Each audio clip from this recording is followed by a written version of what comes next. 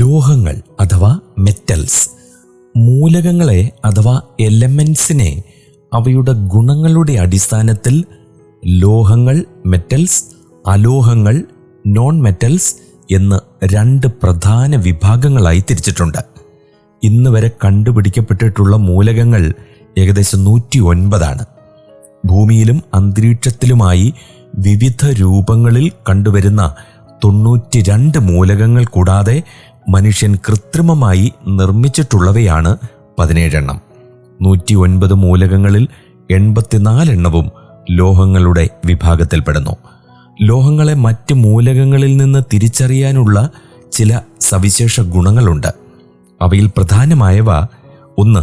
വളരെ ഉയർന്ന ദ്രവണാങ്കവും melting point, ക്വഥനാങ്കവും അതായത് ബോയിലിംഗ് പോയിന്റ്, സാന്ദ്രത താരതമ്യേന കൂടുതലാണ്. 2. തിളങ്ങുന്ന ഉപരിതലം. 3. ഇഷ്ടം പോലെ നമുക്ക് രൂപപ്പെടുത്താം. 4.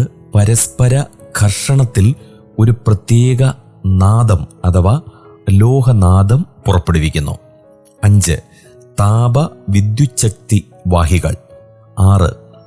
ദ്രവാവസ്ഥയിൽ മറ്റു ലോഹങ്ങളെ കൂടി ലയിപ്പിച്ച് ലോഹ സങ്കരങ്ങൾ ഉണ്ടാക്കാം. 7. വാതകാവസ്ഥയിൽ സാധാരണയായി ലോഹങ്ങളുടെ അണുക്കൾ തനിയായി സ്ഥിതി ചെയ്യുന്നു. അയിരിൽ നിന്നും ലോഹം വേർതിരിച്ചെടുക്കുന്ന ശാസ്ത്രമാണ് ലോഹ കർമ്മം, മെറ്റലർജി. ബൈബിളിൽ പറയപ്പെടുന്ന പ്രധാന ലോഹങ്ങളാണ് സ്വർണം, വെള്ളി, ചെമ്പ്, ഇരുമ്പ്, കാരീയം, വെള്ളീയം, രസം എന്നിവ. പുരാതന കാലത്ത് ചെമ്പ്, വെള്ളി, സ്വർണം എന്നീ ലോഹങ്ങൾ നാണയ നിർമ്മാണത്തിന് ഉപയോഗിച്ചിരുന്നതുകൊണ്ട് അവ നാണയ ലോഹങ്ങൾ എന്നറിയപ്പെട്ടു.